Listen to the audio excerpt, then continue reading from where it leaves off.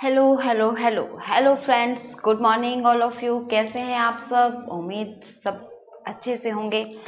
तो फ्रेंड्स, चलिए हम एक बार फिर मैं मनिंदर कौर आपका दिल से स्वागत करती हूँ हिंदी की क्लास के लिए।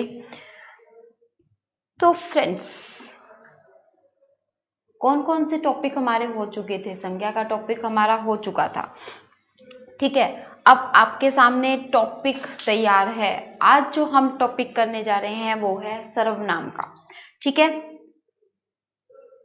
यस फ्रेंड्स, सर्वनाम का टॉपिक जो है हम आज करेंगे। देखिए, सबसे पहले ये जरूरी हो जाता है कि सर्वनाम होता क्या है ना।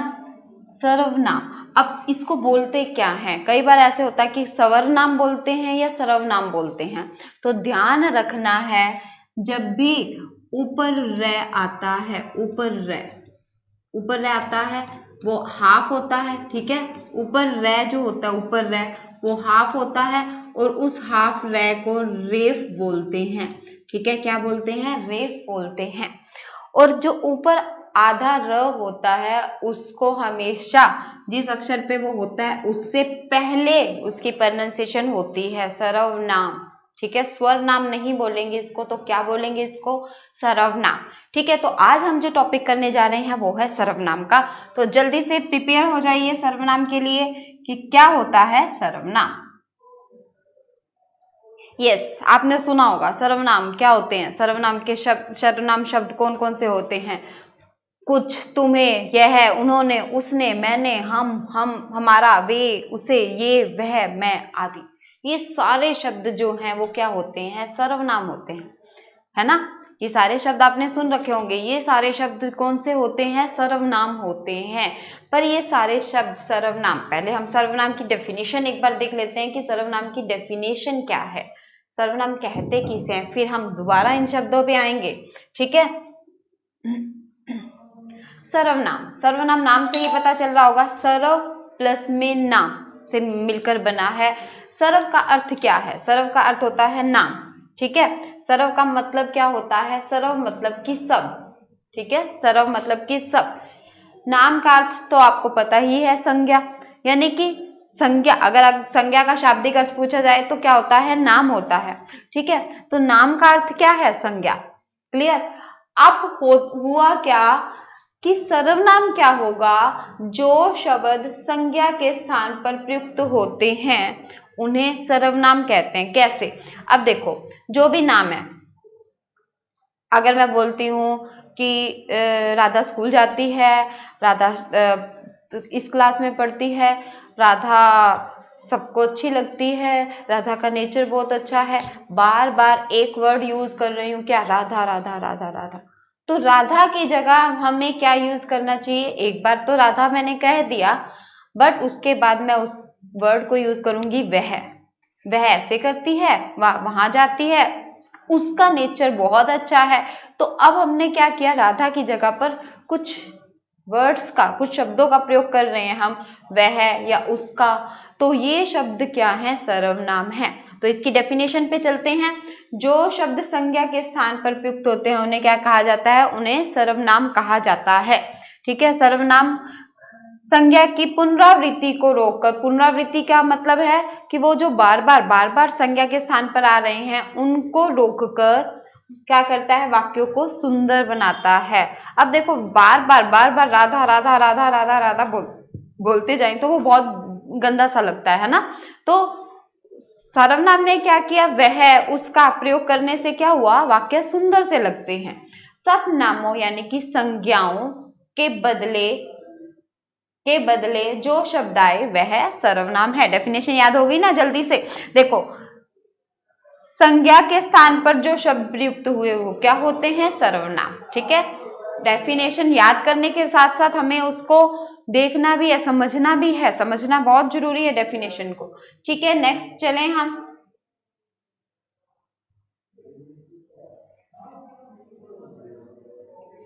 यस, अब देखिए, आपने सुना होगा हमेशा सर्वनाम के भेद, सर्वनाम के 6 भेद होते हैं। बट एक चीज ध्यान रखनी है, यहाँ पे जो हम करने जा रहे हैं, रूप और उत्पत्ति के आधार पर सर्वनाम के 2 भेद होते हैं, ठीक है। रूप और उत्पत्ति के आधार पर सर्वनाम के कितने भेद होते हैं, इस चीज का ध्यान रखना है कि रूप और उत्पत्ति के आधार पर सर्वनाम के 2 भेद होते हैं।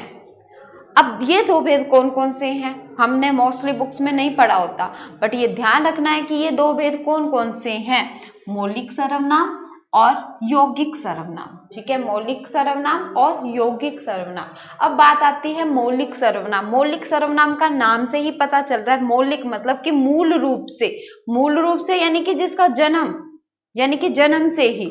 और यौगिक क्या होते हैं, आगे आगे आगे बढ़ते जाते हैं, वो यौगिक हो जाते हैं। अब मौलिक सर्वनाम, सर्वनाम का जिस रूप में जन्म हुआ है, जिस रूप में जन्म हुआ है, यानी कि जैसा अब छोटा बच्चा होता है ना, हम कह देते हैं इस रूप में पैदा हुआ, तो जैसा पैदा हुआ वैसा ही, यानी कि जिस रूप में उसका जन्म हुआ उसे मौलिक सर्वनाम कहते हैं।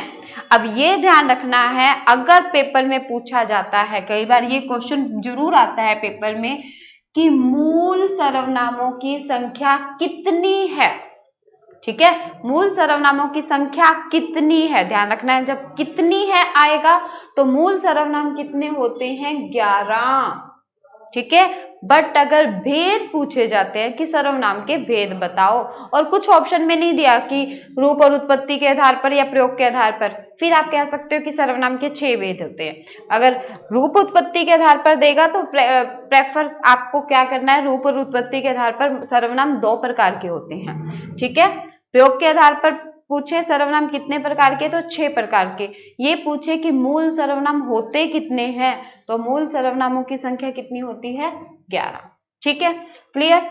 अब इन सर्वनामों की जो संख्या है ये ध्यान में रखना है, मैं, तू, आप, यह, वह, जो, सो, कौन, क्या, कोई, कुछ। ठीक है, एवं मतलब कि ये वर्ड नहीं है, देखो 1 2 3 4 5 6 7 8 9 10 और ये 11। एवं तो सिर्फ किसके लिए है, मतलब ये चीज जो है ये है नहीं बीच में, एवं मतलब और के लिए लिखा गया है। ठीक है, और कुछ, एवं नहीं है सर्वनाम शब्द। कभी आप कहो कि एवं भी सर्वनाम शब्द है, नो। क्लियर, ध्यान रखना है मैं, तू। अब आप कहोगे कि मैं तो नहीं होता ना हमेशा, मैंने भी होता है, वो आगे आएगा। ठीक है, यहाँ पे क्या करना है हमने, मैं, तू, आप, यह, वह, इसको याद कर लो, जो, सो, कौन, क्या, कोई, कुछ। क्लियर, याद हो गए, मैं, तू, आप, यह, वह, जो, सो, कौन, क्या, कोई, कुछ। ठीक है, ये सारे क्या हैं, हमारे पास सर्वनाम शब्द हैं। और ये ध्यान रखने हैं, ये मूल सर्वनाम शब्द है। कई बार ऐसे आ जाता है कि मान लो मैंने दे दिया कि क्या मूल सर्वनाम शब्द है, नहीं, मैंने मूल सर्वनाम शब्द नहीं है, मूल सर्वनाम शब्द मैं है। ठीक है, क्लियर है यहां तक कि ये कितने सर्वनाम शब्द हुए, 11। नेक्स्ट हम करते हैं, देखो एक तो था रूप उत्पत्ति के आधार पर सर्वनाम के भेद, मौलिक सर्वनाम। सेकंड होता है योग। देखो ये क्या हो रहा है यहाँ पे, ठीक है, ये हमारी क्लास है, हम कह देते हैं ना हमारी कक्षा, तो ये किस में आ जाता है, हमारी कक्षा, हम बच्चे। ठीक है, बच्चे क्या कर रहे हैं, हम खेल रहे हैं। ठीक है, तो ये सारे क्या हो जाएंगे, मौलिक सर्वनाम में आ जाता है। मैं, तू, आप, कुछ। मैं पाठशाला में पढ़ती हूँ, वहां पे आपने देखा होगा कि मैं पाठशाला में पढ़ती हूँ। यह वृक्ष है। तो अब आप यहाँ पे ये चीजें ध्यान दो कि वहां पे हमने जो भी बुक्स पिक्चर्स देखी थी, मैं क्या है, ये मौलिक सर्वनाम। यह क्या है, मौलिक सर्वनाम। वह मेरा भाई है, क्या है, मौलिक सर्वनाम। सीता एवं गीता दोनों बहनें हैं, यहाँ पे कोई सर्वनाम नहीं है। ठीक है, सीता और गीता दोनों बहनें हैं। ठीक है, नेक्स्ट देखिए,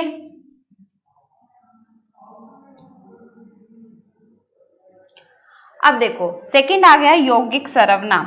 अब यौगिक में ध्यान रखना है, यौगिक में यहाँ पे डबल मात्रा आती है, यौगिक सर्वनाम।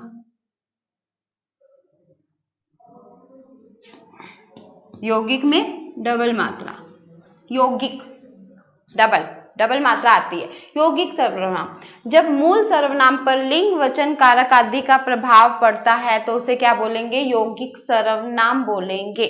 ठीक है, मूल सर्वनाम पर लिंग, वचन, कारक का। अब लिंग, वचन, कारक का कैसे प्रभाव पड़ेगा? अब देखो, मैं था, मैं, तो मैं कहूं कि मैं जो है मेरे द्वारा काम किया गया, तो उसको क्या बोलेंगे? मैंने। ठीक है, मैंने, मुझे, मुझको, मेरा, मेरी, हम, हमको, हमारा, हमारी, हमें, ये किससे बना है? सिर्फ मैं से बना है। तो ये जो सारे वर्ड बने हैं मैं से, ये किस में आ जाएंगे? यौगिक सर्वनाम में। यानी कि यौगिक सर्वनाम क्या होगा? मूल रूप से उसमें कुछ ऐड हो गया लिंग के कारण या वचन के कारण। अगर मान लो कि मैं ज्यादा हैं, ज्यादा लोग हैं, तो मैं आप अकेली नहीं कह सकती, तो हम हो जाएंगे, है ना? तो हम हो जाएंगे, मैं से हम हो जाएंगे अगर बहुवचन हो गया तो। ठीक है, मैंने यह काम किया, तो बहुत ज्यादा जने ये काम कर रहे हैं, तो हमने ये काम किया। तो यानी कि मैं से क्या बन जा रहा है? ये सारे रूप बने जा रहे हैं। किसके आधार पर? लिंग, वचन और कारक के आधार पर। बट इस चीज का ध्यान करना है, यौगिक सर्वनाम। क्लियर है? यौगिक सर्वनाम। तो हमारे पास दो प्रकार के सर्वनाम हैं। मूल रूप से 11 संख्या होती है, ये ध्यान रखना है। मूल रूप से कितने होती है संख्या? 11 होती है। किसकी? सर्वनाम की संख्या। रूप और उत्पत्ति के आधार पर सर्वनाम कितने प्रकार के होते हैं? 2 प्रकार के होते हैं। ठीक है फ्रेंड्स, यहां तक आपको समझ आ गया होगा।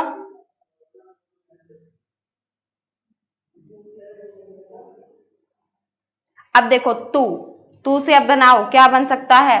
तुम, तुमने, तूने, तुझको, तेरा, तेरी, तुम्हारा, तुम्हारी, तुम्हें, वह, उसने, उसका, उसकी, उसको, उन्हें, उनका, उनकी, उन्होंने, जिसने, जिसे, जिसको, जिन्होंने, जिसकी, जिसने आदि।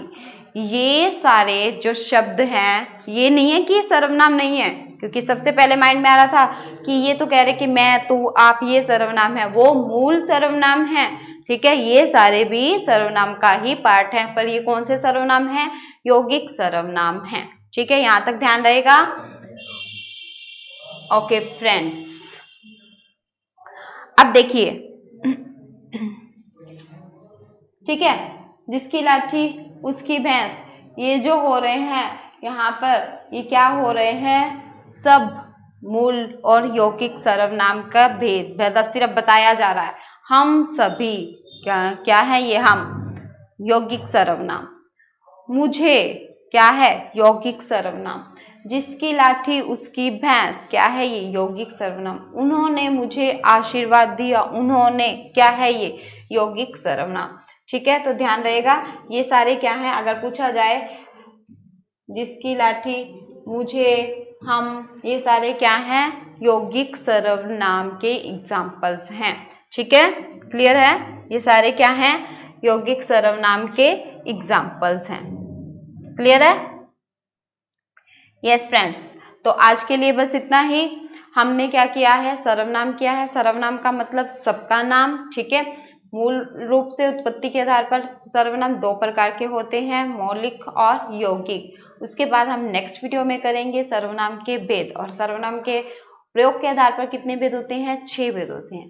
तो ठीक है friends, thank you so much for watching me. And अगर आपको वीडियो पसंद आया हो तो वीडियो को लाइक करो, सब्सक्राइब करो। Thank you, have a nice day.